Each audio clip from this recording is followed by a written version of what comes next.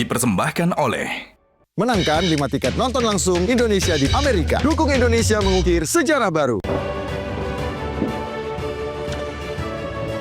Selamat malam para pemirsa, ketemu lagi di Hot Room dengan saya Hotman Paris. Setelah bertahun-tahun rakyat Palestina Gaza digempur oleh berbagai senjata, sekarang ini viral di media internasional ada senjata baru yang diduga dipakai oleh Israel, yaitu bantuan sosial seperti tepung dicampur dengan narkoba, dicampur dengan narkotika. Apakah ini teknik senjata terbaru dari Israel untuk memusnahkan rakyat Palestina? Apakah ini termasuk tindak pidana internasional? Siapa yang harus bertanggung jawab? Inilah Hot Room, jerat maut narkoba dalam bantuan di tanah Gaza, Palestina.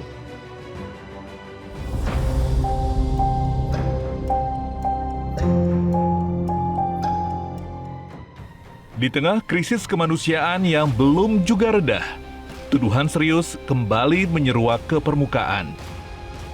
Israel diduga mencampur bahan narkotika ke dalam tepung yang didistribusikan ke wilayah Gaza. Laporan sejumlah media lokal menyebut warga Gaza mengalami gejala aneh setelah mengonsumsi makanan berbahan dasar tepung tersebut, mulai dari pusing, halusinasi, hingga kehilangan kesadaran. Tepung, yang semestinya menjadi sumber pangan utama, justru diduga menjadi alat baru penjajahan senyap di perang candu ini. Bahkan beberapa aktivis kemanusiaan dan tenaga medis mencurigai adanya zat psikotropika dalam bahan bantuan tersebut. Tes laboratorium independen kini sedang diupayakan oleh relawan dan pihak internasional yang masih bisa mengakses Gaza. Meski belum ada konfirmasi resmi dari otoritas Israel, tuduhan ini menambah daftar panjang dugaan pelanggaran HAM yang dilakukan terhadap rakyat Palestina. Di tengah keterbatasan dan derita, Gaza kembali diuji, dan dunia pun bertanya, sejauh apa batas kemanusiaan bisa dilanggar?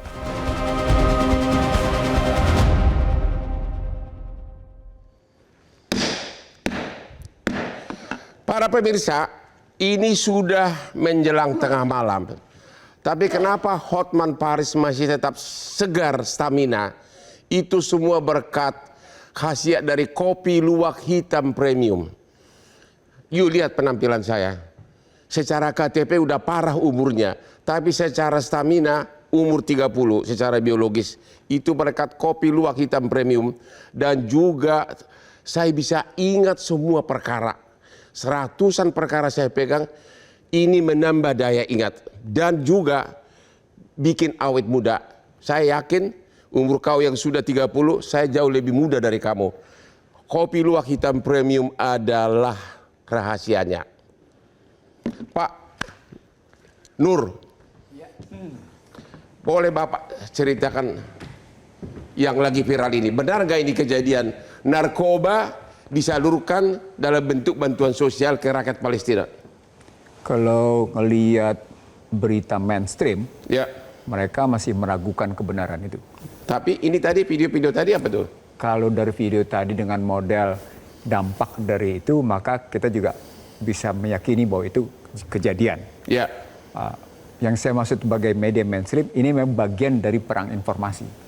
Oke. Nah, perang informasi ini bagian dari peperangan generasi kelima, Ya. yang melibatkan memang narkoba. Ya. Nah, kalau kita ngelihatnya modelnya peperangan begini, maka sesungguhnya yang sedang terjadi adalah Israel dalam posisi luruhnya semangat para tentara disebabkan perlawanan masyarakat Palestina. Oke. Jadi masyarakat Palestina, khususnya Gaza, itu punya semangat juang yang habis-habisan, Ya. maka dipukul dengan narkoba dengan tujuan hancurnya modal sosial, luruhnya semangat dukungan masyarakat terhadap para pejuang, Ya. di situ, lalu kemudian kehilangan kontrol terhadap situasi sosial bagaimana seharusnya. Ya. Nah, itu generasi kelima lewat namanya narkoba. Nah, catatan penting di balik itu, mereka juga bilang bahwa ini sesungguhnya juga karena Israel pernah melakukan sesuatu yang luar biasa lewat yang namanya white purpose. Apa itu? senjata kimia. Ya. Jadi ada dua. Ya. Yang pertama dipakai pada 2008-2009, Ya. yang kemudian dipakai pada 2023-2024. Ya. Yang panas membakar kulit luar biasa. Ya. Jadi ada dua model peperangan di sini, perang kimia dan perang biologi. Ya. Nah, kalau bicaranya perang kimia dan perang biologi, kita mesti mundur ke pernyataan National Security Strategy of US Ya. 17 September 2002. Ya. Di sana sudah ditegaskan bahwa akan ada perang kimia dan biologi yang luar biasa. Ya. Nah, dibuktikan oleh Amerika dengan menyatakan Irak punya weapon mass destruction, Ya. senjata kimia. Ya. Tapi pada saat yang sama juga Amerika dituding punya senjata biologi. Ya. Dikembangkan di yang namanya Ukraina dan Georgia. Ya. Nah, di Ukraina ada dua pendapat. Ada 11 laboratorium satu sisi lain menyatakan ada 33. Ya. Itulah kemudian Rusia sampai melakukan perlawanan. Ya. Nah, salah satu bukti tentang bagaimana senjata biologi itu kemarin yang muncul lewat yang namanya bagaimana COVID dan bagaimana vaksin itu, Ya. bagian dari peperangan itu. Ya. Tapi pada saat yang sama juga bisa dilihat pada perang yang namanya Afghanistan di 2001 Ya. dan perang yang sebelumnya juga di Vietnam menggunakan opium. Jadi model-model perang begini sesungguhnya menggunakan narkoba itu menggambarkan di satu sisi perang militer, di sisi lain perang intelijen, di sisi lain perang informasi dan perang kekuatan itu. Bukti-bukti petunjuk bahwa narkoba disebarkan di Gaza oleh Israel itu apa aja, Pak? Yang pertama ada jenisnya itu semacam amfetamin namanya. Jadi Ya. jenisnya itu memang campur dengan bubuk Ya. dan seperti sabu gitu modelnya. Ya. Antara lain begitu modelnya. Tapi Ya. ini cuma salah satunya saja. Ya. Karena ada juga model lain. Misalnya model yang disebarkan lewat ekstasi atau macam-macam. Ya. Jadi ada beberapa jenis di dalamnya. Nah, kalau kita ngeliat modelnya seperti ini, maka pertanyaan besarnya tentu harus dilihat pada sumbernya. Ya. Nah, yang terakhir yang paling seru adalah seperti minggu lalu kita bicara tentang fentanyl. Ya. Anda mungkin ingat ketika saya bicara tentang fentanyl. Ya. Bagaimana Amerika melarang fentanyl masuk dari Cina, Ya. tapi kemudian Cina semacam permisif ketika bicara tentang bahan dasarnya, Ya. sehingga masuk lewat Meksiko. Dan dampaknya bisa kita lihat Amerika menghadapi kematian besar-besaran karena fentanyl. Di satu sisi datanya tentang jumlahnya 78.000 per tahun, tapi sisi lain juga 100.000. Artinya perang dari segi penggunaan biologi, dari penggunaan kimia yang kemudian diterjemahkan narkoba itu sudah bergulung-gulung dengan model Jadi, perang sekarang. Bapak yakin bahwa memang benar kejadian ini bahwa bantuan sosial dicampur narkoba? Kalau melihat dari kegagalan tentara Israel menyerang Hamas, salah satu bentuknya memang harus digunakan yang namanya perang narkoba kayak gini. Oh begitu. Jadi Bapak yakin itu bisa kejadian? Ini bukan soal yakin atau tidak. Jadi indikasi yang dibangun dalam perang militer, ini kan perang militer kalau diambil begitu, Ya. dia harus dilihat sampai seberapa jauh ketahanan pasukan militer itu mampu terus menggempur habis-habisan, Ya. dan kita lihat sebagaimana kekuatan perlawanan. Ya. Nah, perlawanan yang muncul dari sana kan kekuatan gerilya. Ya. Nah, kekuatan gerilya ini yang kemudian melibatkan masyarakat untuk melakukan perlawanan dan pertahanan. Nah, karena itu digunakan narkoba untuk menghancurkan. Terima kasih. Pak Hussein, katanya kamu pernah tinggal di Palestina. Nggak lama, hanya 12 tahun. Jadi bagaimana cara penyaluran bantuan? Apa Anda juga mendengar adanya indikasi narkoba dicampur kepada bantuan sosial? Iya. Ke tepung. Baik, jadi sebetulnya 4 hari yang lalu saya upload konten Ya. di channel YouTube saya membahas masalah ini. Ya. Dan itu buktinya tersebar. Saya dapat kabar langsung dari teman-teman jurnalis saya di Gaza. Ya. Ada foto-foto beredar tepung-tepung yang diterima oleh warga Gaza yang didistribusikan oleh Amerika dan Israel Ya. oleh sebuah lembaga yang namanya GHF, Gaza Humanitarian Foundation. Ya. Itu ditemukan banyak pil-pil yang setelah diteliti itu dari jenis oksikodon. Ya, oksikod itu jenis apa? Itu jenis ekstasi yang memberikan dampak adiktif. Ya. Dan kalau dilihat dari penyebarannya, disimpulkan oleh Kementerian Kesehatan di Gaza bahwa Sudah disimpulkan. bahwa ini adalah pil-pil ini mereka yang tidak tergiling. Oke. Jadi karena tepung ini sama kokain itu satu jenis, Ya. jadi mereka meyakini bahwa ada penggilingan atau pil itu digiling dan dicampurkan Ke tepung. ke tepung itu. Jadi nggak ketahuan. Makanya ini semua terbongkar ketika beberapa warga Ya. itu kaget melihat pil-pil ini. Sudah ada nggak korban?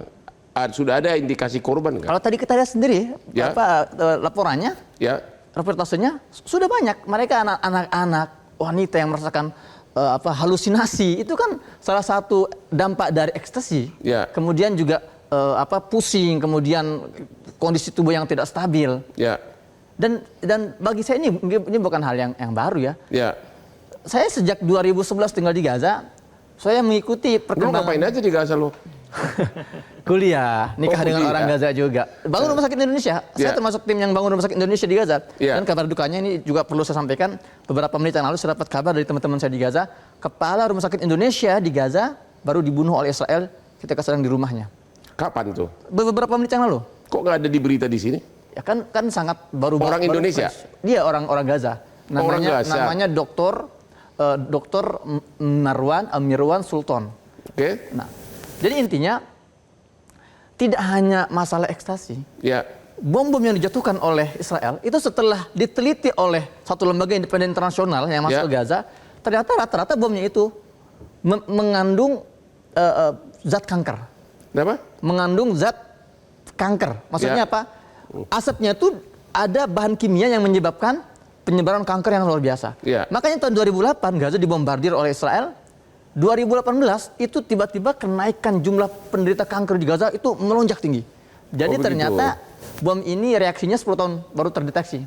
Oke. Dan sekali lagi Bang Hotman, jadi memang saya nggak aneh kalau Israel melakukan ini semua. Dari Ya. awal seorang petinggi Israel namanya Yoav Gallant, Ya. itu Menteri Pertahanan Israel, sudah mengatakan bahwa yang kami perang ini bukan manusia, Ya. ini adalah hewan. Jadi bagi mereka anak-anak Gaza, wanita Gaza, sipil Gaza itu hewan. Ya. Jadi mau diapakan ya nggak aneh mereka Jadi mau. sekarang ini ada dua, tindak satu bantuan sosial dicampur narkoba, maka bomnya pun dicampur apa? Narkoba juga. Bukan narkoba, bahan kimia yang beracun. Bahan kimia yang beracun Ya. yang menyebabkan kanker. Ya. Kita masih ada waktu nggak? Oke, Ibu Monica, ini tindak pidana internasional atau apa ini? Jenis tindak pidana apa ini? Kalau kita bicara tindak pidana gitu ya dari sisi kriminologi ini justru melihat bahwa realitas extraordinary crime ya Bang ya. Bagaimana kejahatan narkobanya di sini kalau kita bilang tindak pidana jelas terjadi gitu. Ya. Kita anggap ini sebagai kejahatan perang antar negara. Di sini juga hate crime-nya masuk, genosidanya masuk, state crime-nya juga masuk gitu ya. Dan Ya. juga ini adalah bentuk dari tadi ya kalau dibilang sama Bang Lutfi tadi, kita juga lihat ini perang media juga ternyata. Ya. Karena yang menyiarkan berita ini itu paling banyak dari media-media Timur Tengah gitu. Ya. Kalau media-media negara Amerika atau Eropa dan segala macam ini bahkan mungkin cuman satu aja gitu ya. Itu di Economic Times doang. Ini sudah fakta kejadian narkoba dicampur dengan tepung atau cuma perang media gosip doang? Nah, kalau tadi ya realitasnya adalah bahwa ada pengakuan dari orang yang disebut sebagai apoteker, artinya dia punya lisensi, dia punya sertifikasi yang mengklaim gitu ya Bang ya, ada jenis tadi zat oksikodon yang dimasukkan, dicampurkan dalam tepung berupa bantuan pangan gitu ya. Dan ini juga didukung oleh media-media di Palestina sana gitu ya. Kalaupun kita anggap ini adalah suatu fakta, Ya. tapi kenyataannya adalah bahwa apakah tujuannya memang hanya sebatas memberitakan soal itu aja gitu ya. Ini kok kayaknya agak mencurigakan gitu ya, suspicious ketika memang penggunaan narkotika ini sebagai senjata perang modern ini udah lama digunakan gitu. Kenapa baru sekarang Ini gitu? kejadian ini baru diberitakan belakangan ini atau bagaimana? Baru ketahuan belakangan ini atau gimana? Kalau sebelum-sebelumnya media-media luar negeri belum ada memberitakan soal ini gitu. Ya. Baru belakangan ini ketika ada Gaza Humanitarian Foundation tadi gitu ya yang baru beroperasi sekitar Mei lalu ya Ya. di sana gitu kan. Lalu tiba-tiba ditemukan gitu ya adanya pil atau campuran oksikodon tadi ya Ya. di dalam bantuan pangan itu sampai saat ini masih dugaan gitu. Kita belum lihat kepastiannya seperti apa. Tapi katanya sudah ada video tadi Iya, ya? sudah Ya. tersebar. Dan itu pengakuan dirilis langsung oleh Kementerian Kesehatan Palestina. Mereka juga kan nggak sembarangan ketika merilis. Mereka melihat ini pilnya apa, mereka uji laboratorium, dan ternyata memang makanya sampai ada nama oksikodon itu artinya ini kan sudah terdeteksi. Ini oksikodon. Sudah resmi diumumkan oleh siapa? Kementerian Kesehatan Palestina di Gaza. Sudah resmi. Kapan Resmi. itu? 4 hari yang lalu. hari lalu. 4 hari lalu. Makanya ketika saya dapat kabar dari teman-teman saya baca rilis resminya, langsung saya konten di situ, buat konten. Oh, jadi udah resmi oleh pemerintah Gaza Palestina ya? Dan kita nggak bisa mengharapkan media Barat karena media Barat nggak masuk Gaza, nggak bisa. Pasti mereka akan menyembunyikan juga. Ya, kalaupun ada pasti akan bermain di situ. Oke, kita akan diskusi lagi bahan ini sesudah yang berikut ini.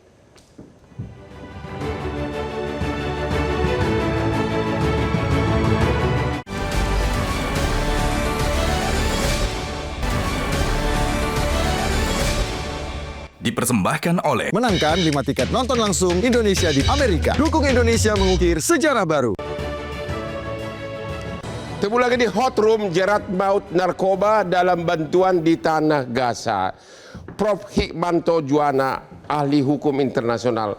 Apa analisa Bapak terhadap dugaan kejadian ini? Apakah ini termasuk kejahatan biokimia dan sebagainya? Silakan. Ya, jadi pertama saya garis bawah ini, kalau sama lawyer itu harus hati-hati kita bicara. Ya. Karena Bang Hotman barusan bilang dugaan. Ya. Jadi karena masih belum dibuktikan kan. Ya. Memang ada fakta, tapi kemudian harus ada bukti. Ya. Lalu kemudian pertanyaan berikutnya adalah siapa yang melakukan itu? Ya. Apakah itu dari pemerintah Israel, katakanlah kalau misalnya Ya. itu dari Israel, atau dari oknum masyarakat, Ya. dari mereka yang mendistribusikan, bahkan bisa juga ada orang-orang yang mungkin dia tidak masuk dalam tim, tapi dia punya akses ke sana lalu memasukkan hal tersebut sebagai keinginan untuk tanda kutip ya membantu seolah-olah pemerintah Israel. Jadi kita masih belum tahu ya seperti itu karena ini tentu kalau misalnya ada dugaan seperti ini, ada kalau di dalam proses hukum harus ada proses pembuktian, mencari dan lain sebagainya. Tapi katakanlah, ini kalau saya harus bilang, saya harus pakai asumsi. Ini biasanya Pak Ihsanuddin nih, yang ahli ekonomi. Kalau APBN itu kan harus ada asumsi. Sekian, $1 sekian gitu ya. Asumsi bahwa kalau ini ada dari pihak Israel, siapapun itu, apakah dari pemerintah atau dari masyarakat yang ingin melakukan hal tersebut, maka analisa saya mungkin keinginan dari pemerintah atau masyarakat dari Israel untuk mengosongkan Gaza. Untuk mengosongkan Gaza. Oke. Karena apa? Karena kalau kita bicara Gaza, ini kan sudah berapa kali dilakukan upaya menyerang rakyat Gaza. Dan kalau saya bilang rakyat Gaza, saya sudah sampaikan, tidak hanya mereka-mereka pejuang Hamas, tetapi anak-anak yang punya potensi menjadi Hamas suatu hari nanti. Ibu-ibu, perempuan-perempuan yang bisa melahirkan anak-anak Hamas nantinya. Maka 50.000, 60.000 dihabisi.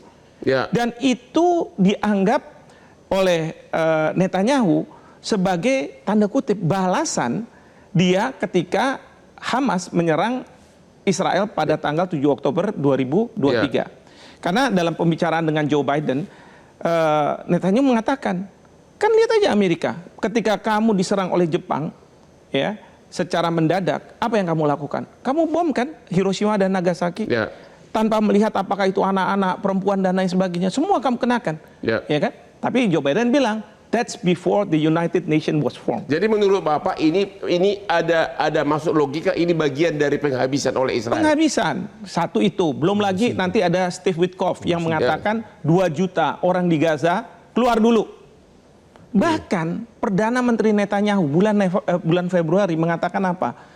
Ini Gaza itu seperti penjara open air yang terbuka. Ya. Tapi katanya Netanyahu, kalau mereka mau keluar, silahkan. Tapi dicegah oleh Mesir. Karena Mesir ada permasalahan juga kan. Jadi Bang, saya ingin mengatakan, kalau misalnya ini benar dari pihak Israel yang melakukan itu, maka bukannya tidak mungkin bahwa ini dalam rangka mengosongkan Gaza. Dalam rangka untuk mengosongkan Gaza.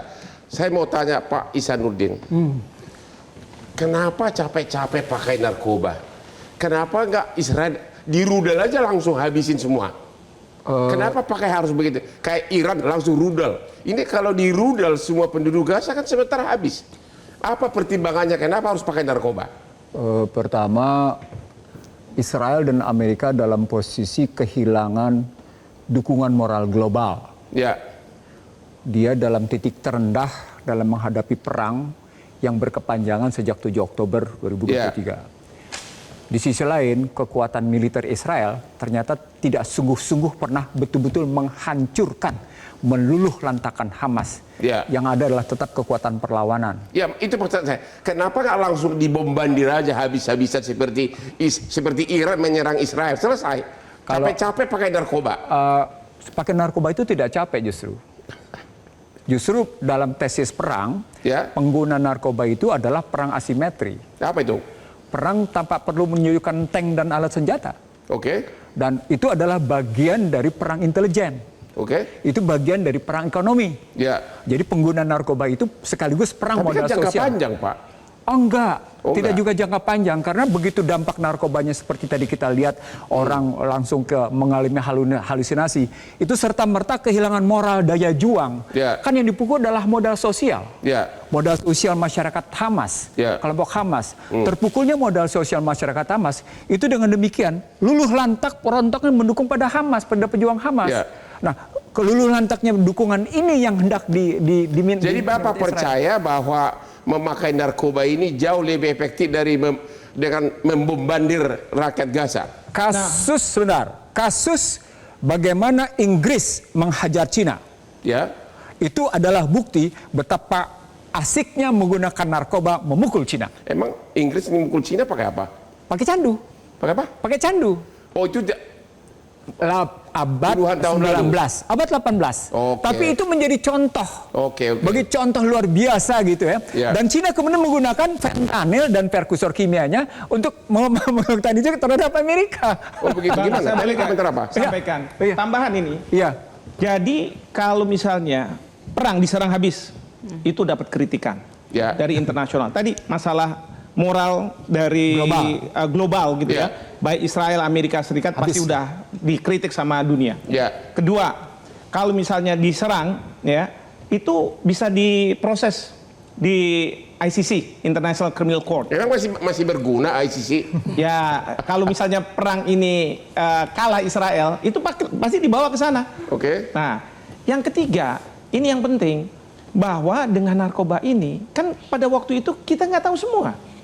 Seandainya kita tidak tahu, itu masuk. Kan sekarang ini, kenapa kok sekarang baru ketahuan? Karena sebelumnya, kan boleh barang masuk dan lain sebagainya. Lalu kemudian Israel menutup semua humanitarian aid itu ke Gaza. Karena idenya adalah, biar mereka semua kelaparan dan mati. Sekarang masalahnya, bisa nggak dipercepat? Bisa dengan cara seolah-olah sekarang ada humanitarian aid masuk misalnya di situ, tapi disusupilah ini narkotika yang digerus dan lain sebagainya. Anda meyakini ini strategi yang tepat oleh Israel untuk menghabisi? Nggak juga tepat, tidak juga tepat. Kenapa? Karena tadi muncul kesadaran dari Palestina, ternyata tepung ini Kementerian Kesehatan Palestina. Karena ketahuan. Nah, sebentar. Kendati tidak ketahuan pun proses ini kan baru sekarang terbuka. Padahal sebelumnya yang namanya penggunaan narkoba ini sudah lama dilakukan oleh kedua belah pihak. Kedua belah pihak? Iya, udah kedua belah pihak. Hamas menggunakan ini untuk menyerang tentara IDF. Oh begitu? Iya, dipakai juga oleh Hamas, tapi pakai narkoba. Digunakan sebagai pendanaan perang, tapi sekaligus untuk menghajar luluh lantakan IDF. Jadi IDF apa tuh? Israel Defense Force. Tentaranya Israel. Iya, tentara Israel. Jadi artinya sesungguhnya enggak, artinya begini, kan namanya perang. Namanya perang, Anda tidak bisa mencari sebentar. Artinya kalaupun dipakai oleh kedua belah pihak harus dilihat siapa yang paling dominan menggunakannya. Nah, yang paling dominan menggunakannya justru Israel. Nah, di situ kelihatan bahwa perang ini bukan hanya perang dalam konteks militer, tapi juga perang yang namanya intelijen. Jadi lebih efektif mana untuk mengalahkan lawan? Narkoba atau rudal? Kalau pakai menggunakan efektivitas, pertanyaannya apa yang Anda tuju di balik perang? Apakah Anda dalam pengertian untuk menguasai dalam perspektif militer, atau Anda kemudian memenangkan kedua belah pihak? Moral global Anda dapat, tapi kemenangan juga Anda raih. Mana tujuan perangnya apa dulu? Kompleks. Di sini menarik. Kompleksitas perang itu harus dimenangkan oleh sebuah negara. Simpati yang namanya internasional didapat, gitu ya. Tapi pada saat yang sama, lokasi, wilayah, pendudukan itu juga harus dipegang. Masyarakat juga tertundukkan, dan itu tidak akan pernah bisa terjadi terhadap yang namanya Israel terhadap Palestina. Kenapa? Karena pada saatnya sama, sesungguhnya Israel sadar. Bang Hotman mestinya perlu tahu bahwa sejak yang namanya Israel melakukan serangan balik dengan menggunakan kekuatan, segala macam kekuatannya, makin lama mereka makin susut yang namanya moral serangannya. Makin kalah. Karena tadi mereka tidak pernah bisa menghabiskan. Ada banyak kekuatan yang tersembunyi yang bisa melakukan perlawanan. Dalam bahasa mereka, kekuatan gerilya yang dilakukan oleh Hamas. Kekuatan gerilya itu luar biasa. Nah, satu. Yang kedua kemudian, minat perangnya beda. Motif perangnya beda. Motif perang Israel apa terhadap Hamas? Motif Hamas memerangi Israel apa? Itu motifnya beda. Nah, kalau Israel mengambil yang namanya Gaza, jelas ada motif ekonomi, ada penguasaan kanal Ben Gurion, ada motifnya namanya sumber daya, itu kelihatan. Nah, perang penggunaan narkoba itu Anda harus lihat dalam posisi yang namanya bagaimana perang keuangan, bagaimana perang industri persenjataannya, bagaimana perang pangannya, bagaimana perang kemanusiaannya itu. Oke, kita istirahat dulu, ketemu lagi sesudah yang berikut ini.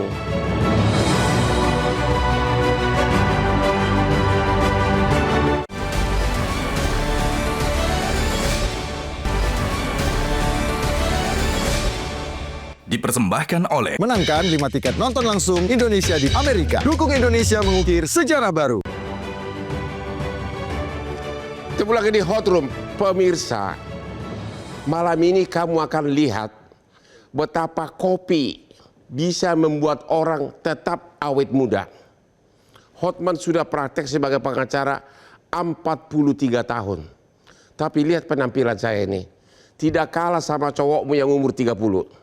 Itu semua karena berkat kopi luwak hitam premium. Umur praktek sebagai pengacara 43 tahun, termasuk sebagai pengacara dari Bapak Prabowo Subianto 25 tahun. Look at me, tetap segar. Kopi luwak hitam premium. Aman di lambung. Pak Hussein, ada satu hal yang tidak masuk logika saya. Ini kan bantuan masuk dari Israel. Ya kan? Di satu pihak Israel membunuh, tapi bantuan ini masuk melalui Israel, maka mereka ada kesempatan mencapur narkoba. Di mana logikanya itu? Satu pihak membunuh, tapi bantuan disalurkan dari Israel. Ya, ini berkaitan dengan pertanyaan Bang Hotman sebelumnya. Saya tadi ada aneh, saya masuk pertanyaan sebelum dulu ya, mohon maaf ya. Ketika Bang Hotman menanyakan, kenapa tidak di rudal saja, kenapa lewat narkoba? Benar. Seolah selama ini tidak ada rudal yang sampai ke Gaza. Padahal 20 bulan ini konsisten Israel itu membombardir Gaza. Saya kasih perbandingan. Dari ledak serangan Amerika ke Hiroshima Nagasaki tahun 45 itu. Lu udah hidup di situ. Kan baca sejarah. Itu datanya itu yang kita baca 15.000 ton yang jatuh ke Hiroshima Nagasaki. Yang jatuh ke Gaza hari ini selama 20 bulan ini 100.000 ton.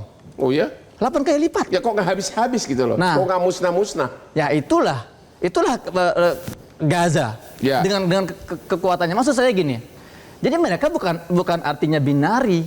Kalau tidak rudal, lalu ini enggak. Mereka semua kerahkan. Masalahnya warga Gaza ini mentalnya luar biasa. Enggak ada yang gila hidup dalam kondisi seperti ini. Enggak ada yang bunuh diri. Akhirnya mereka mencoba cara lain. Kita buat mereka kecanduan. Kita buat mereka lemah emosional. Makanya setelah mereka gagal menggunakan bom dan rudal itu, mereka masuk menggunakan apa? Menggunakan itu yang saya nggak ngerti. Kan Israel kan musuhnya. Kok bisa bantuan masuk dari Israel gitu loh? Karena tekanan dunia. Harusnya lewat Mesir. Hari ini ada belasan ribu kontainer. Ada belasan ribu kontainer yang mangkrak di Mesir nggak bisa masuk. Bang, dan Israel untuk PBB ya, UNRWA aja nggak boleh sama Israel masuk. UNRWA udah dihapus. Jadi sekarang ini misalnya Indonesia mau masukkan, nggak bisa. Nggak bisa. Itu jadi ini dimanfaatkan. Semua gate pada hakikatnya untuk masuk ke kawasan dalam kendalinya Israel. Ya, betul. Semua gate termasuk bahkan dari yang namanya Mesir. Yang paling sederhana dari Mesir saja, tetap saja membutuhkan persetujuan yang namanya Israel. Itu makanya ketika bantuan masuk, segala sesuatu harus dalam kontrol Israel. Dan itu karena kontrolnya itu total di bawah Israel, suka-suka Israel dia mau ngapain. Nah, seandainya nggak ketahuan, Bang, kalau misalnya nggak ketahuan isu ini walaupun masih kita duga ya, ini apakah benar atau kalau ini nggak ketahuan, berarti seolah-olah Israel menampakkan dirinya sebagai orang baik. Ya. Memasukkan kritikan dunia semakin reda kan? Ya. Tetapi yang kita tidak tahu isinya nih apa. Ya. Bagaimana dampaknya terhadap masyarakat? Ya. Nah itu yang jadi permasalahan. Itu strategi. Saya masih penasaran. Lu berapa tahun di Gaza? 13 tahun. Hah? Lu pernah nggak lo kena bom? Hampir beberapa kali. Ya, lagi ngapain itu? Lagi meliput, saya kan jurnalis. Oh ya, Meliput kerja di sana apa? saya jurnalis dan aktivis kemanusiaan. Saya bagi-bagi bantuan di sana. Oh begitu. Saya juga kuliah juga di sana. 13 tahun ya? Ya. So, kau masih hidup ya? Ajal itu kan tidak terkait dengan kondisi tertentu. Banyak yang mati di atas kasur. Ada itu yang tadi saya bilang. Ya? Motif perang Israel dengan motif perang pasukan Hamas itu berbeda. Motifnya beda apa? Kalau dalam posisi Hamas, kematian dalam perjuangan itu adalah kedamaian. Ya. Sementara pasukan Israel itu belum mati aja sudah dalam posisi ketakutan. Pak Ibu Monika gimana? Dari segi kriminolog, apalagi yang Anda bisa utarakan? Iya, pada dasarnya tadi udah dijelaskan oleh semua pakar-pakar kita gitu ya Bang ya, bahwa memang yang jadi perhatian di sini adalah bagaimana sebenarnya dunia gitu ya harus memberikan reaksi yang betul-betul mencegah ini agar tidak terus-menerus, karena ini sasarannya kan ke anak-anak, perempuan, mungkin saya lebih memperhatikan siapa yang gitu ya. berwenang mencegah? PBB Nah, itu sudah dia. nggak berkuasa. Karena itu harusnya sebenarnya harus ada nih negara-negara lain yang harus saling bekerja sama gitu ya. Mungkin punya strategi-strategi kebijakan tertentu untuk mengatasi masalah ini misalnya gitu ya. Ya kalaupun PBB nggak ada, apakah misalnya negara-negara yang selama ini ngasih bantuan kan kebanyakan dari Asia dan segala macam, mungkin aja gitu kan. Tapi balik lagi, kalau memang ini tidak mungkin, harusnya ya bagaimana nanti nasib anak-anak, perempuan yang di sana nanti? Mungkin mestinya pertanyaan Bang Hotma begini, kalau Israel menggunakan narkoba, kenapa Amerika diam? Itu pertanyaannya begitu. Ya, gimana? Kenapa Amerika diam? Ya, kenapa? Nah, di sini menarik karena Amerika punya kepentingan terhadap Israel. Ya. Salah satu kepentingannya adalah bagaimana memperalat Israel dalam rangka melakukan kontrol atas kawasan Timur Tengah. Ya. Jadi dijadikanlah Israel ini sebagai sarana bagi kekuatan Amerika mengontrol Timur Tengah. Jadi apa motivasi utama kenapa Amerika mati-matian bantu Israel? Apa benar karena di Amerika itu terlalu banyak orang Yahudi kaya? Ada 5 penyebabnya. Ya. Ada 5 penyebabnya. Ya. Penyebab pertama, ini diakui oleh dunia, kekuatan American Israel Public Affairs Committee. Ya. Daya lobbynya bukan sekedar daya lobby ke Orang-orang Yahudi di Amerika. Yahudi. Ya. Daya lobbynya bukan sekedar daya lobby ke Gedung Putih, Ya. tapi daya lobbynya ke Kongres. Oke. Jadi selain ke Gedung Putih juga ke Kongres. Satu. Ya, orang Yahudi ya. Yahudi. Yang kedua, Yahudi menguasai industri militer. Di Amerika. Di Amerika. Oke. Yahudi menguasai industri keuangan. Ya, perbankan semua. Perbankan. Ya. Yahudi menguasai industri media. Wah. Kita mesti tahu juga nih. Yahudi juga menguasai namanya industri minyak dan industri pasar emas sama pasar pangan seperti yang saya ngomong kemarin. Ya. Artinya di sana karena mereka merasa Palestina adalah tanah mereka, Tanah leluhur dia. tanah leluhur mereka, padahal itu adalah tanah pendudukan, Ya. bukan tanah leluhur mereka. Maka baik yang namanya Israel dilihat sebagai Amerika kecil dan Amerika sebagai Israel besar dalam posisi begitu, Ya. maka mereka akan saling mendukung. Ya. Dalam mereka itu. Nah, disebutlah di situ ada Dan itu akan selamanya. ya, karena ada kesamaan ideologi. Kesamaan ideologi. Ada kesamaan ideologi di situ, dan kesamaan ideologinya disebutkan lagi, bahkan ada kesamaan nilai. Ya. Oh, mereka bilang kesamaan paham tentang demokrasi, kesamaan paham tentang yang namanya nilai-nilai hak asasi manusia. Yang saya bilang kemarin, mereka multiple suitable standard. Tapi kan Presiden Trump kan nggak bisa diatur. Masa dia tunduk sama orang Yahudi? Siapa bilang Presiden Trump tidak bisa diatur? Itu keras begitu. Tersandra. Anda pernah melihat nggak bahwa yang namanya Trump pernah bersama Benjamin Netanyahu dan bersama Bolsonaro itu bersama-sama menyaksikan bagaimana situasi untuk 3 hal. Ya. Pusat spiritual bumi adalah Yerusalem, dan itu berarti dalam penguasaan Israel. Ya. pusatnya namanya kekuasaan pemerintahan dunia adalah Washington. Pusat kerajaan dunia adalah London. Itu pernyataan mereka bertiga. Gimana Anda? Itu terjadi gitu, dan itu kemudian menjadi berita besar bagi media mainstream Amerika. Jadi selamanya Amerika akan tetap melindungi Israel. Akan selama begitu karena Cuman tadi ada kesamaan nilai, ada kesamaan ideologi. Gradasinya yang beda. Gradasinya beda karena kalau misalnya Amerika melindungi Israel, iya. Tetapi gradasinya kalau Partai Demokrat mungkin berbeda dengan Partai Republik. Bahkan di antara Partai Republik, Trump ini walaupun Republik, dia akan lebih mendukung Netanyahu daripada misalnya yang Republik lainnya. Dan ini ada kaitannya dengan ya ada menantunya yang punya suara kepada Trump untuk bisa lebih mendekatkan Amerika Serikat ini ke Israel. Tapi sekali lagi ya, saya bilang Amerika Serikat ini bukan the whole Amerika Serikat. Karena rakyatnya banyak juga yang demo. Betul. Rakyatnya nggak mau setuju. Tapi ini pemerintah yang punya kekuasaan, punya kendali. Nah misalnya pada waktu Tel Aviv pindah ke Yerusalem, ya sebagai ibu kota. Itu kan Trump langsung bilang, ya kedutaan besar kita pindah ke sana. Sementara kalau misalnya pengambil kebijakan lain mungkin nggak se-ekstrim seperti itu. Karena apa? Mereka tahu bahwa itu akan menjadi kritikan dunia dan membuat kompleksitas dari permasalahan di Palestina. Ada catatan penting yang kita perlu tadi sini dalam diskusi. Di awal kekuasaan Trump itu bicara white nationalist supremacy. Dan ketika bicara white nationalist supremacy itu ketahuan arahnya kemana. Mereka menyebut apa yang disebut dengan pidatonya pada Januari 2017 itu disebut sekali, dan kemudian berlanjut pada Februari 2017 dan itu dimuat dalam majalah The Economist tentang apa yang disebut dengan Judeo-Christianity. Apa itu? Nah, kalau pakai penjelasannya panjang, tapi minimal di situ bagaimana Yahudi menetapkan garis-garis sembilan itu dalam kebijakan keagamaan. Nah ini menarik di sini, dan ini kemudian itu yang saya bilang ada kesamaan ideologi, ada kesamaan nilai dalam pertarungan di situ. Nah ketika tadi disebut ada perbedaan gradasi antara Republik sama Demokrat, pada hakikatnya mereka sendiri ngakui bahwa dukungan Washington terhadap Tel Aviv, dukungannya namanya Amerika terhadap Israel, itu dukungan tanpa syarat. Tanpa syarat. Karena itu ketika mereka mengeluarkan bantuan militer dan uang 3,8 miliar per bulan terhadap Israel, nggak ada masalah. Nggak ada masalah, karena memang sudah sikapnya begitu, kebijakannya begitu. Jadi Anda berpendapat sampai kapanpun Israel tidak akan bisa dirontokkan? Kalau soal dirontokkan atau tidak dirontokkan itu soal beda. Karena kenyataannya Hamas yang kecil kayak gitu tidak bisa mereka singkirkan habis-habisan. Hamas tidak bisa disingkirkan sampai sekarang. Kita istirahat dulu setelah yang berikut ini.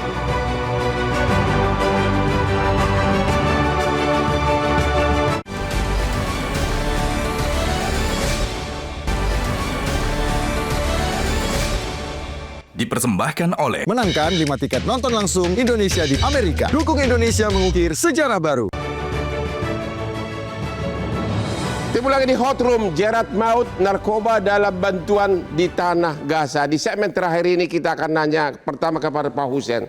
Apakah strategi memakai narkoba ini menurut analisa saudara akan berlangsung atau akan lebih parah lagi? Israel memiliki track record yang tidak pernah berhenti sampai mereka memuaskan nafsunya.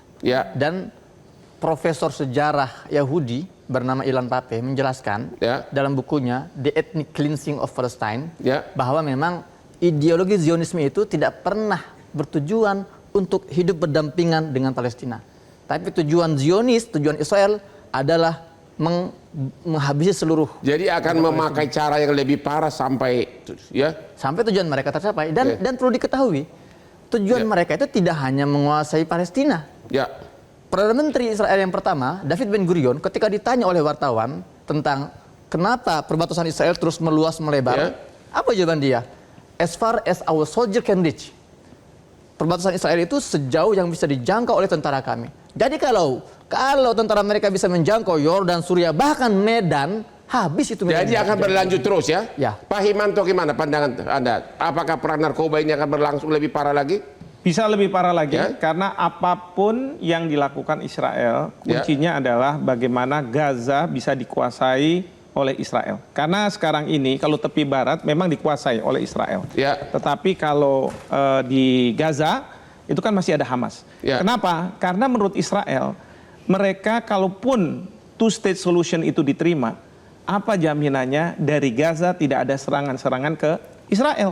Jadi bagi mereka adalah, dan ini didukung oleh Presiden Trump, bahwa Gaza harus kosong, kalau bisa dimukimi oleh dari Israel, mereka-mereka yang dari Israel, dan kemudian disitulah menurut versi Israel mungkin terjadinya perdamaian. Gaza harus kosong baru berdamai. Ibu Monica, apa komentar Anda terakhir? Kemungkinan bahaya penggunaan narkoba mungkin akan berlangsung lama, ya Bang ya.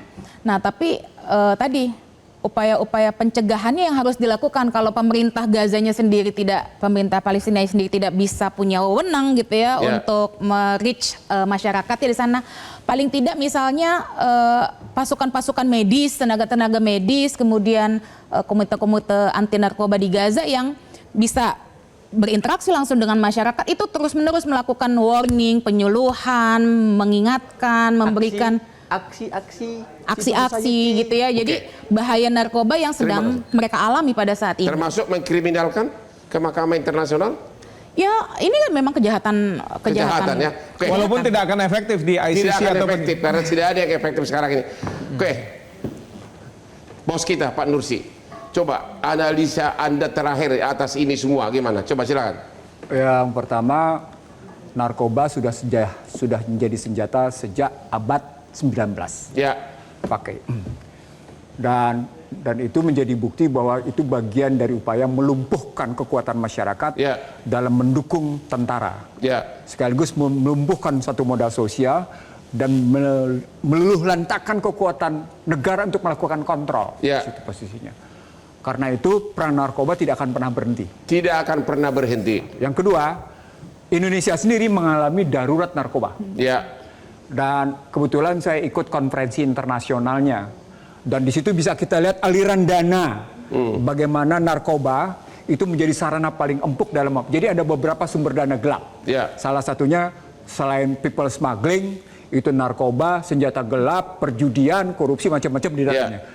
Narkoba, dari uang seluruh gelap, narkoba itu menguasai 70%. 70% uang-uang gelap yang beredar di situ di dalamnya.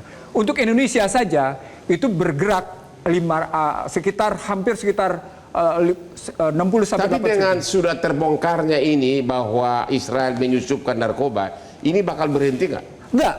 Tidak akan berhenti karena Hamas tetap punya daya. Yang mau dipukul kan semangat Hamas. Iya, maksudnya Israel akan berhenti memakai narkoba ini atau gimana?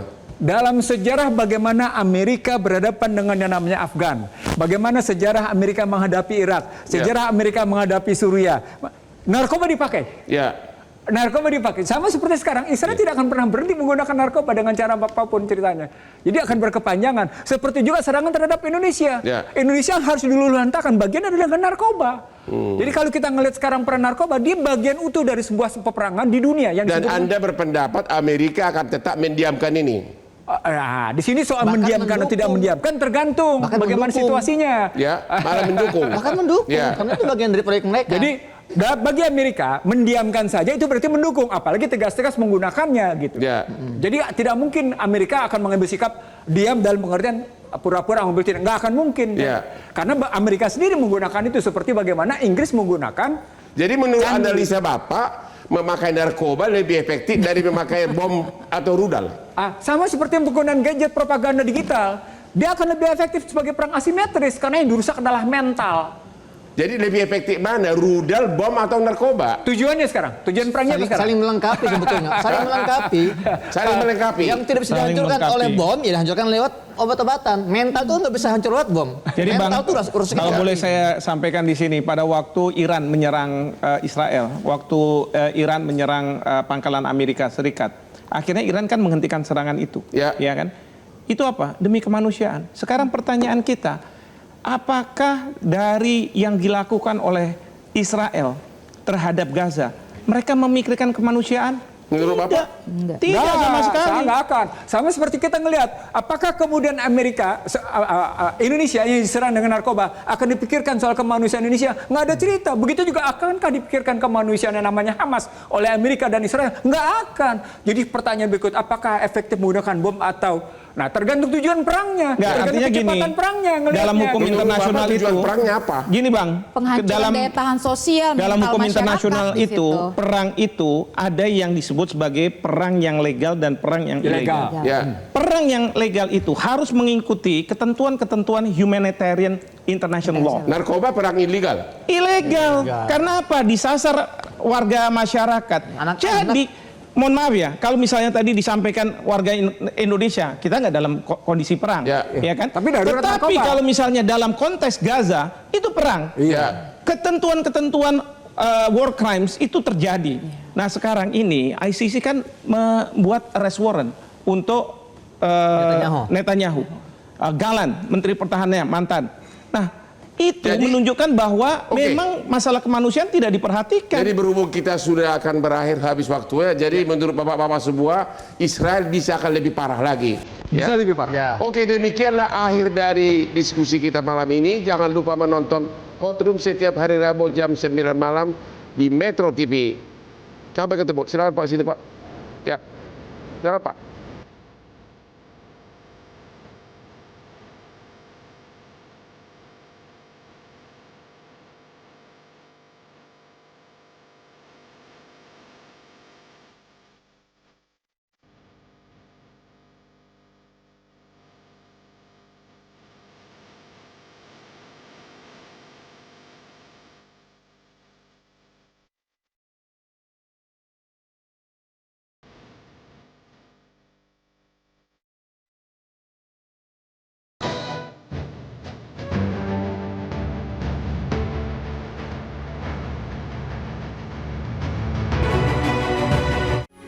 Metro TV. Jelajahi cara baru mendapatkan informasi. Download Metro TV Extend sekarang.